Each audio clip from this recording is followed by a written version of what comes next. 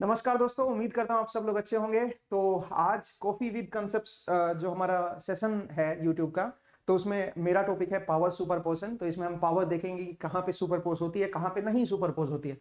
काफी स्टूडेंट्स को इसमें डाउट रहता है, तो काफी कुछ नया सीखने को मिलेगा। तो चलिए दोस्तों, स्टार्ट करते हैं सिलसिला। ये मेरा इंट्रोडक्शन है एंड माय नेम इज आशु जांगड़ा और मैं सारे सब्जेक्ट्स पढ़ाता हूँ ऑलमोस्ट इलेक्ट्रिकल इंजीनियरिंग के। तो आप मेरे साथ जुड़ सकते हो, अपनी तैयारी को स्टार्ट कर सकते हो। We have started one more series on YouTube, that is Learn with Fun. It will be on every Sunday and this is an experimental series. इसमें आपको एक्सपेरिमेंट्स देखने को मिलेंगे। ये आपके इंटरव्यू के लिए बड़ी हेल्प करेगी, तो आप इस सीरीज का फायदा जरूर उठाइए। फ्री ऑफ कॉस्ट है, यूट्यूब पे आप इसको देख सकते हैं। This is all about results, जो इस बार गेट के एग्जाम में रिजल्ट्स हमारे रहे हैं। दूसरा, आप हमारे चैनल को सब्सक्राइब कीजिए एंड इस वीडियो को शेयर जरूर कीजिएगा एंड सेशन को लाइक जरूर कर दीजिएगा। तो चलिए दोस्तों, स्टार्ट करते हैं पावर सुपरपोजिशन की। पावर कहां पे सुपरपोज होती है, कहां पे नहीं सुपरपोज होती है। So first of all let's say we have a linear circuit. तो हमारे पास एक लीनियर सर्किट है जिसपे एक वीएसटी लगाया हुआ है, एक आईएसटी हमने सोर्स लगाया है और ये मेरे पास लोड रेजिस्टेंस है। अब यहाँ पे मेरे पास मल्टीपल सोर्सेज हैं, दो सोर्स मैंने लगाए हैं। तो हम सुपरपोजिशन लगाते हैं। सुपरपोजिशन आप जानते हो वोल्टेज एंड करंट पे तो अप्लाई होती ही होती है, बिकॉज वोल्टेज एंड करंट आपके लीनियरली रिलेटेड होते हैं। मतलब अगर मैं यहाँ पे करंट की बात करूं तो करंट जो है इंडिविजुअल सोर्सेज की वजह से आप करंट निकाल सकते हो और टोटल करंट के लिए आप दोनों करंट को सुपरपोज कर सकते हो। सिमिलरली आप ये जो वोल्टेज है, आउटपुट वोल्टेज, उसको भी आप सुपरपोजिशन की हेल्प से सोल्व कर सकते हो। बट पावर को हम कर सकते हैं कि नहीं कर सकते, वो जरा देखते हैं। तो मैंने क्या किया है, मेरे पास दो सोर्स हैं, VST and IST. So what I have done is I have taken I naught T as the total current. I naught T is the net current due to all the sources. जितने भी sources हैं, हो सकता है 2 source हो, 3 sources हो, 4 sources हो, जितने भी हैं, सबकी वजह से I naught T is the total current. Okay, and I1T is the current, output current है I1T due to VST and I2T is the current due to IST. तो अगर मैं इसकी वजह से करंट मुझे पता है I1T, इसकी वजह से मुझे करंट पता है I2T, अगर मैं दोनों सोर्स को एक साथ लगा दूंगा, then the total current will be I1T plus और minus I2T. Why minus? Because मुझे डायरेक्शन नहीं पता कि इसकी वजह से जो करंट आएगा उसकी क्या डायरेक्शन होगी एंड इसकी वजह से जो करंट आएगा उसकी क्या डायरेक्शन होगी। That's why I am not aware of direction, that's why मैंने यहां पे प्लस एंड माइनस लिखा है। So this is the total current because we can apply superposition on current. So we found that the total current is this according to superposition. There is no confusion in that क्योंकि current पे superposition लगती है. Okay, now let's assume कि power को भी superposition लगाते हैं. Let's assume that power पे भी हमारी सुपरपोजिशन अप्लाई हो रही है. एक बार assume कर लेते हैं. Let's assume that power can be superposed. Okay, so now the power due to VST only. अगर आप केवल एक VST सोर्स लें और उसकी वजह से पावर निकालें, so the power due to VST only is I1T RMS square into RL, because VST की वजह से जो करंट है वो I1T है, तो I1T की RMS का स्क्वायर इंटू RL कर दीजिए, वो P1 पावर आ जाएगी. That is only because of VST, because we have deactivated IST. Now the power due to IST only, अगर मैं अकेला करंट सोर्स ले लूं तो उसकी वजह से जो पावर होगी that will be I2T RMS square into RL, let's call it P2. सो हमने क्या किया, हमने इंडिविजुअल सोर्सेज की वजह से पावर को कैलकुलेट कर दिया है. नाउ द टोटल पावर, अब टोटल पावर जो आएगी लोड में वो हमने I naught T की वजह से हम निकाल सकते हैं, बिकॉज I naught तो हमने टोटल करंट निकाल ही लिया है. I naught T is the total sum of I1T and I2T. Okay, so I1T and I2T को सुपरपोज किया और उसकी जो RMS वैल्यू आएगी that RMS square into RL कर दीजिए, वो टोटल पावर आ जाएगी. Now this is the total power and this is correct. इसमें तो कोई कंफ्यूजन नहीं है. Why not? Because I naught T हमारा टोटल करंट है, तो टोटल करंट से अगर आप पावर निकाल रहे हो तो गलत नहीं आएगा, that is purely correct. But now let's assume that ये जो पावर आई है हमारे पास, it is the sum of individual power. मैं सुपरपोजिशन लगा रहा हूं पावर पे, मैं ये अज्यूम कर रहा हूं कि ये जो टोटल पावर है this is equal to sum of these two powers. So I have I1T RMS square into RL plus I2T RMS square into RL, that is equal to I naught T RMS square into RL. Now this RL will cancel. Okay, ये RL आप cancel कर सकते हो. So if this is true, let's say the total power is the superposition of individual powers. If this is true, then this has to be true. It means आप ये कह सकते हो कि अगर पावर सुपरपोजिशन एप्लीकेबल है, then this statement has to be true.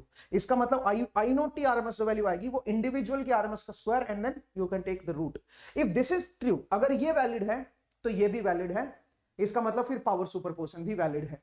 Okay, अब ये वैलिड हर जगह नहीं होता. लेट्स से मेरे पास आई नोट टी इस तरह का फंक्शन है, और अगर मैं ये बोलूं कि आई नोट टी अगर ये फंक्शन है मेरा, तो क्या मैं ऐसे लिख सकता हूं that I naught T R M S is equal to root of I one T R M S square plus I two T R M S square. अब ये हर जगह वैलिड नहीं होता दोस्तों। अब मेरे पास ऐसे बहुत सारे एग्जांपल है जहां पे वैलिड है ये, जहां पे वैलिड नहीं है। आप ऐसे एग्जांपल ले सकते हो। Let's say I1t is 2 ampere and I2t is let's say 5 ampere. Okay, I2t मेरे पास 5 एम्पियर है, डीसी सोर्स, डीसी करंट्स है, कांस्टेंट करंट्स है।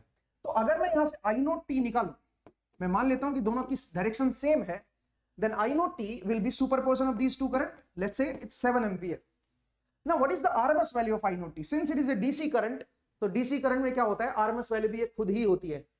तो क्या आप ये लिख सकते हो I note T RMS is equal to root of I1t RMS square plus I2t RMS square. Okay, क्या आप ऐसा लिख सकते हो? नहीं, आप ऐसा नहीं लिख सकते हो। This is not correct. यहां पे ये करेक्ट नहीं है, ये फॉर्मूला यहां पे वैलिड नहीं हुआ। ओके, सो इसका मतलब है इस केस में अगर डीसी करंट है दोनों की वजह से, अगर ये दोनों सोर्स मेरे डीसी सोर्स है, तो इनकी वजह से दोनों करंट डीसी करंट आएंगे। और डीसी करंट, अगर दोनों ही करंट मेरे डीसी करंट है, तो ये फॉर्मूला एप्लीकेबल नहीं है। It means power can not be superposed. But there is a one more case. अगर मैं दूसरा केस लूं जिसमें मैं I1t की वैल्यू को 2 एम्पियर ले रहा हूं एंड I2t की जो वैल्यू है उसको मैं 5 sin 2t ले रहा हूं। इसका मतलब एक मैंने डीसी ले लिया, एक मैंने एसी ले लिया। Now I naught T will be equal to 2 plus 5 sin 2t। मैं ऐसे लिख सकता हूं, मैंने सुपरपोज कर दिया, मैंने एक दूसरे को ऐड कर दिया। ऐड करूंगा तो मिक्स तो नहीं होंगे, बिकॉज इसकी फ्रीक्वेंसी 0 है, इसकी फ्रीक्वेंसी 2 रेडियन पर सेकंड है। सो आप इसको इस तरह से लिख सकते हैं। And now I naught T RMS is equal to, that is equal to root of DC component square, that is 4 plus 1 by 2 25. So it will be a root of 25 plus 8. 25 plus 8 is 33 by 2. This is my RMS value of I naught T. लेकिन ये जो RMS value निकाली है, ये मैंने यहां से निकाली है, so that's correct. बट क्या मैं फॉर्मूले से RMS निकाल सकता हूं इसकी? Let's see. I1t RMS क्या है? I1t RMS है 2 and I2t RMS क्या है? I2t RMS is equal to root 25 by 2, root 25 by 2 और 5 by root 2 you can say. Okay, सो ये इसकी RMS है, ये इसकी RMS है। अब अगर मैं यहां पे ये फॉर्मूला लगाऊंगा तो यहां पे एप्लीकेबल है, बिकॉज जो टोटल करंट की जो RMS वैल्यू है वो इंडिविजुअल की RMS का स्क्वायर है, देखो, और इनका सम है। इसका मतलब यहां पे ये फॉर्मूला एप्लीकेबल हुआ। तो इट मींस जहां पे ये फॉर्मूला एप्लीकेबल हो गया, वहां पे ये भी एप्लीकेबल है, बिकॉज यहां से आप ये भी लिख सकते हो। इसका मतलब पावर सुपरपोज हो जाएगी। अब ये यहां पे ये कहां फॉर्मूला एप्लीकेबल है, ये हमें जानना पड़ेगा। जहां जहां ये फॉर्मूला एप्लीकेबल है, वहां वहां पावर सुपरपोजिशन भी एप्लीकेबल है। अब हमने देखा कि यहां पे देखिए, यहां पे दोनों की डिफरेंट फ्रीक्वेंसी है, जबकि यहां पे सेम फ्रीक्वेंसी होने की वजह से दोनों मर्ज हो गए। इट मींस अगर मैं ये बोलूं कि यहां पे जो करंट आ रहा है, जो भी, अगर दो सोर्सेज हैं तो दो सोर्सेज की वजह से एक I1t आएगा, एक I2t आएगा। तो जो भी एक करंट आ रहा है, अगर उस करंट की वैल्यू, उस करंट की जो फ्रीक्वेंसीज हैं, दो करंट आ रहे हैं, मान लीजिए दो सोर्स हैं तो दो करंट आएंगे, I1t एंड I2t, उनकी फ्रीक्वेंसी अगर डिफरेंट डिफरेंट है तो ये फॉर्मूला एप्लीकेबल है। और अगर ये एप्लीकेबल है तो पावर सुपरपोजिशन भी एप्लीकेबल है। It means different different frequency I1t और I2t की तभी आएगी जब सोर्सेज की फ्रीक्वेंसी डिफरेंट डिफरेंट होगी। सो आप ये कह सकते हैं कि if sources are of different frequency, then the current due to these sources will also be of different frequency, और उस केस में पावर सुपरपोजिशन लगेगी। तो अगर मेरे सोर्सेज डिफरेंट फ्रीक्वेंसी के हैं, then power superposition is applicable. Okay, so you just remember this statement, you just remember this concept. I hope it is clear now. अब इसका इस्तेमाल कैसे करें, इस क्वेश्चन, इस कंसेप्ट का हम यूज कैसे करें? तो मैंने एक क्वेश्चन लिया है, जरा देखिए। मैंने यहाँ पे VST एंड IST को ले लिया है, और मैं एक और वैल्यू ले लेता हूं क्योंकि अभी ये कंप्लीट क्वेश्चन नहीं है। So this is VST, this is IST, this is RL. Now if VST is 10 sin 10t and IST is 4 sin 3t, then the power delivered to the load is 10 volt. Let's take one more case. Let's say this is 5 sin 10t and this is, let's say maybe let's say 20 sin 3t. Okay, then the power delivered is, let's say, 40 watt. Okay, so there are three cases. पहले case में यहाँ पे 10 sin 10t है, और 4 sin 3t है, दोनों अलग अलग फ्रीक्वेंसी के हैं आप देखिए, और जो पावर जा रही है लोड में वो कितनी जा रही है 10 वोल्ट। दूसरे केस में देखिए सेम फ्रीक्वेंसी रखी है मैंने यहाँ पे भी, बट मैग्नीट्यूड मैंने बदल दिया, यहाँ पे 5 sin 10t है, यहाँ पे 20 sin 3t है, तो उसकी वजह से जो पावर जा रही है वो 40 वोल्ट है। नाउ द थर्ड केस ये है, अब आपको बताना है 20 sin 10t और 50 sin 3t की वजह से पावर कितनी जाएगी, and the circuit is RLC, circuit मेरा RLC है, ओके, इसमें L भी है, इसमें C भी है। Now you can see that the sources are of different frequency, इस सोर्स की जो फ्रीक्वेंसी है वो 10 है हर केस में, और इस केस में फ्रीक्वेंसी जो है वो 3 है। Now we can apply power superposition, let's say because of this source the power delivered to load is P1. Let's say because of this source the power delivered is P1, and because of this source let's say the power delivered is P2. So I can superpose the power. So P1 plus P2 has to be 10. P1 plus P2 has to be 10. Okay, मैं इस तरह से लिख सकता हूँ. Now in the second case, this is my second case. Let's say in the second case I have halved this magnitude. मैंने frequency को नहीं चेंज किया है, मैंने मैग्नीट्यूड को हाफ कर दिया है।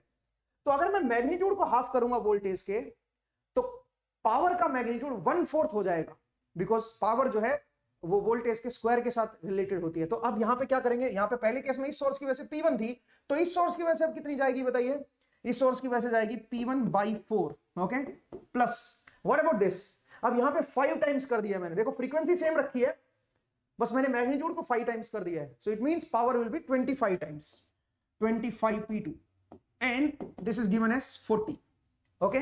सो मेरे पास दो इक्वेशन आ गई, P1 P2 निकल के आ जाएगा। Now the third case, in the third case आप देख सकते हो कि यहां पे जो पावर है और यहां पे जो मैग्नीट्यूड है इसका डबल है, डबल है, तो पावर क्या हो जाएगी बताइए, वोल्टेज अगर मैंने डबल कर दिया है तो पावर 4 टाइम्स हो जाएगी, 4P1 प्लस, और यहां पे आप देखिए यहां पे कितने टाइम्स है जरा देखिए, यहां पे अगर आप देखेंगे तो 12.5 टाइम्स है, ओके, 50 डिवाइड बाई 4 कर दीजिए ना, तो 50 डिवाइड बाई 4 अगर आप करते हो तो आप देखिए कितना बनेगा, 50 डिवाइड बाई 4 इज 50, और 50 divide by 4 is 12.5, so 12.5 times आपका ये हुआ है, तो इसका मतलब यहां पे बनेगा 12.5 times of square into P2, तो ये मेरे पास जो है वो P आउट आएगी, इसकी वैल्यू मुझे कैलकुलेट करनी है, ओके।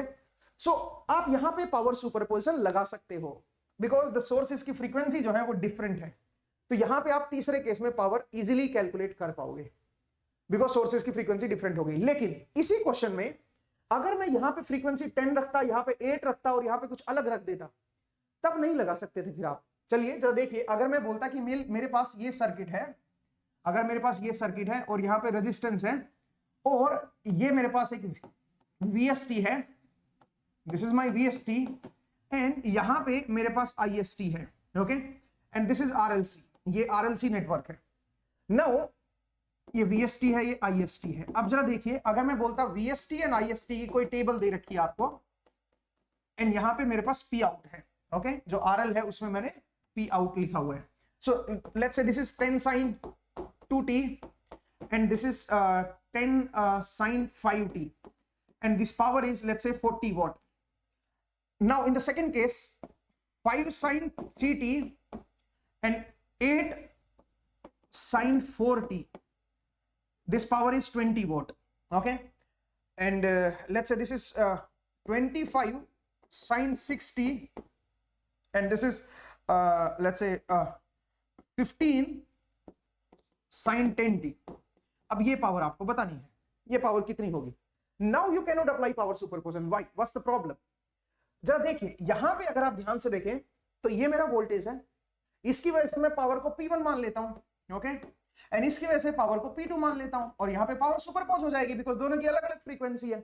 इसकी वजह से पावर जा रही है P1, इसकी वजह से पावर जा रही है P2, तो टोटल पावर जो 40 आएगी वो P1 प्लस P2 लिख सकते हैं आप यहां पे, there is no problem. But in the next case अगर आप देखें सोर्स को मैंने हाफ कर दिया, सो आप यहां पे 1/4 नहीं कर सकते हो।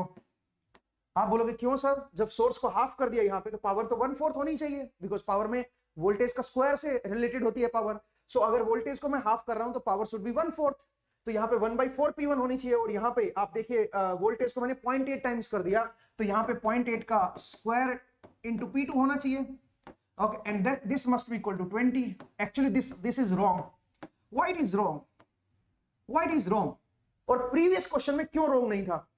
Because in previous question you are not changing the frequency. अगर इस सोर्स की वजह से P1 पावर है तो वही मैग्नीट्यूड चेंज कर रहा हूं बस। मैग्नीट्यूड चेंज करने से वो वन, क्योंकि मैग्नीट्यूड को मैं डबल कर रहा हूं, आप यहां पे देखिए, यहां पे मैग्नीट्यूड को मैं हाफ कर रहा हूं इस दूसरे केस में। This is my second case, okay, this is my second case, this is first case. So second case में अगर मैं मैग्नीट्यूड को हाफ कर रहा हूं तो पावर मेरी 1/4 हो रही है, और यहां पे मैग्नीट्यूड को 5 टाइम्स कर रहा हूं तो पावर मेरी इस पावर की जो भी थी उसका 5 स्क्वायर टाइम्स हो रही है। इट मींस यहां पे क्या फर्क था और यहां पे क्या फर्क है? फर्क ये है दोस्तों, यहां पे मैं फ्रीक्वेंसी चेंज नहीं कर रहा हूं। आरएलसी सर्किट में अगर यहां पे फ्रीक्वेंसी अलग है, यहां पे अलग है, यहां पे अलग है, तो इसके लिए जो नेटवर्क था वही नेटवर्क इसके लिए नहीं होगा। क्यों नहीं होगा? बिकॉज एल एंड सी बदल जाएंगे आपके, ओके। सो जो सोर्स यहां पे लगाया था, अब अगर मैं सोर्स की वैल्यू, उसी सोर्स की वैल्यू को चेंज कर दूंगा, खासकर उसकी फ्रीक्वेंसी चेंज कर दूंगा, then the element inside this network will change. तो आप ये नहीं कह सकते कि पावर जो है वो मेरी 1/4 हो जाएगी। So that's why this is wrong. But let's say same question है मेरा, बट मैं यहां पे एल और सी को हटा देता हूं। एल और सी में लगाता ही नहीं हूं, यहां पे केवल रेजिस्टेंस लगा देता हूं, आर ओनली, ओके। अगर मैं आर ओनली बोलूं, अब बताइए, अब ये इक्वेशन करेक्ट है। अब now this is correct. Why it is correct now? अब ये करेक्ट है, और अब आप सोल्व कर सकते हो इससे। P1 एंड P2 निकाल लीजिए, और थर्ड केस में देखिए, अब थर्ड केस में क्या बनेगा? यहाँ पे 2.5 टाइम्स कर दिया आपने, तो 2.5 का स्क्वायर इंटू P1 हो जाएगा, प्लस यहाँ पे देखिए कितना टाइम्स कर दिया, 1.5, सो 1.5 स्क्वायर इंटू P2 हो जाएगा, और यहाँ पे आप आंसर निकाल सकते हो। P1 P2 की वैल्यू इन दोनों इक्वेशन से आ जाएगी। नाउ दिस इज करेक्ट, ये इक्वेशन और ये इक्वेशन भी करेक्ट है। आप बोलेंगे सर क्यों? अब क्यों करेक्ट? अभी तो फ्रीक्वेंसी डिफरेंट है, बिकॉज अब इसके अंदर सिर्फ आर है, और आर जो होता है वो इंडिपेंडेंट होता है फ्रीक्वेंसी के। इट मींस यहां पे कोई दिक्कत आपको नहीं आएगी। अब यहां पे आप करेक्ट कर सकते हो, यहां पे आप पावर सुपरपोजिशन लगा सकते हो। सो this is very beautiful concept. अगर आप पावर सुपरपोजिशन को समझ जाते हैं कि कहां कहां लग सकती है और कैसे लग सकती है, यहां पे अगर आरएलसी होता तो हम नहीं लिख सकते थे ये इक्वेशन। अगर आरएलसी लगा हुआ है, अगर आरएलसी है नेटवर्क के अंदर, तो ये फ्रीक्वेंसी नहीं बदलनी चाहिए, ओके। यहाँ पे 10 है, यहाँ पे 10 है, यहाँ पे भी 10 होनी चाहिए, यहाँ पे 3 है, यहाँ पे 3 है, तो यहाँ पे भी 3 होनी चाहिए। देन ओनली आप पावर के बारे में कमेंट कर सकते हो, देन ओनली आप उसके प्रोपोर्शनल जो है, स्क्वायर के प्रोपोर्शनल वोल्टेज के आप ये कर सकते हो। बट अगर फ्रीक्वेंसी चेंज हो रही है और नेटवर्क में आरएलसी है तो नहीं कर पाओगे, तो आप ये गलत हो जाएगा। लेकिन अगर सिर्फ आर है, सिर्फ आर ओनली है, देन अगेन आप फिर से आप ये लगा सकते हो, देन ये करेक्ट हो जाएंगी इक्वेशन, बिकॉज आर जो होता है वो इंडिपेंडेंट होता है फ्रीक्वेंसी के। सो आई होप आपको ये कंसेप्ट जो है समझ आया। इसके ऊपर आप इनके आंसर्स मुझे कमेंट सेक्शन में बता सकते हो, और मुझे बताइए कमेंट सेक्शन में कि आपको ये वीडियो कैसा लगा, कुछ सीखने को मिला या नहीं मिला, आप जरूर बताएं इसके बारे में। एंड आपको ये पता चला कि कब मेरी पावर सुपरपोज होगी। अगर मेरे सोर्सेज की फ्रीक्वेंसी डिफरेंट है तो उनकी वजह से जो करंट आएगा वो भी डिफरेंट फ्रीक्वेंसी का आएगा, और डिफरेंट फ्रीक्वेंसी का अगर करंट है तो ये एक्सप्रेशन होल्ड करेंगे, और ये एक्सप्रेशन अगर होल्ड करेगा तो पावर सुपरपोज आएगी। अल्टीमेटली मुझे करंट को देखना है, अल्टीमेटली मुझे करंट को देखना है कि करंट की फ्रीक्वेंसी डिफरेंट होनी चाहिए। देयर इज अ सिचुएशन जिसमें सोर्सेज की फ्रीक्वेंसी सेम भी है, तब भी पावर सुपरपोज हो सकती है। एक सिचुएशन ऐसी भी है जब सोर्सेज की फ्रीक्वेंसी सेम है, बट उन सोर्सेज की वजह से जो करंट आ रहा है वो भी सेम फ्रीक्वेंसी का ही आएगा। लेट्स से इसकी फ्रीक्वेंसी 10 रेडियन पर सेकंड है और इसकी भी 10 रेडियन पर सेकंड है, ओके। इनकी सेम फ्रीक्वेंसी है, बट इसकी वजह से जो करंट आ रहा है और इसकी वजह से जो करंट आ रहा है, उनमें उनकी फ्रीक्वेंसी भी सेम आएगी, बट उनमें जो फेज डिफरेंस है अगर वो 90 डिग्री का आ गया, तब भी आप ये लगा सकते हो। इसका मतलब तब भी पावर सुपरपोज हो सकती है। इसका मतलब पावर सुपरपोजिशन होने के लिए जरूरी नहीं है कि इन दोनों के बीच फेज डिफरेंस 90 हो ना। फेज डिफरेंस 90 किनके बीच होना चाहिए? इनकी वजह से जो करंट आ रहा है उनमें फेज डिफरेंस 90 होना चाहिए, ओके। तो सोर्सेज में फेज डिफरेंस 90 जरूरी नहीं है, उनकी वजह से जो करंट आ रहा है उसमें फेज डिफरेंस 90 होना चाहिए। क्योंकि अगर ये मान लीजिए 2 sin 2t है और एक मान लीजिए 3 cos 3t है, तो अगर आप यहां पे ये फॉर्मूला लगा के देखोगे तो ये फॉर्मूला लग जाएगा। टोटल करंट जो आएगा इन दोनों का सम आएगा, तो टोटल की आरएमएस निकाल दीजिए और इस फॉर्मूले से आरएमएस निकाल के देखिए, फॉर्मूला एप्लीकेबल है यहाँ पे। बेशक दोनों की सेम फ्रीक्वेंसी है 2t, बेशक दोनों की सेम फ्रीक्वेंसी है, आप यहाँ पे फॉर्मूला अप्लाई कर सकते हो। बस दोनों में फर्क क्या है? दोनों में फेज डिफरेंस 90 है। तो अगर सेम फ्रीक्वेंसी है, 90 डिग्री का फेज डिफरेंस है करंट्स में, then only this is applicable. So this is all about power superposition. I hope you enjoyed this, and बताइए मुझे कि आपको इस सेशन का फायदा हुआ या नहीं हुआ। अगर कोई डाउट है तो आप कमेंट सेक्शन में जरूर डाउट करें और अपने व्यूज जरूर दें कि आपको ये वीडियो जो है कैसा लगा, आपको कुछ नया सीखने को मिला या नहीं मिला। तो ऐसे ही वीडियोस आपको और मिलते रहेंगे अगर आपका रिस्पॉन्स अच्छा रहता है। सो हम फिर नेक्स्ट सेशन में आपसे जरूर मुलाकात करेंगे। ओके, और ऐसे ही इंटरेस्टिंग वीडियोस हम आपको देते रहेंगे। Don't forget to subscribe our channel and like this session and press the bell icon so that you get the notification whenever my session will be there. So thank you guys and take care. Bye.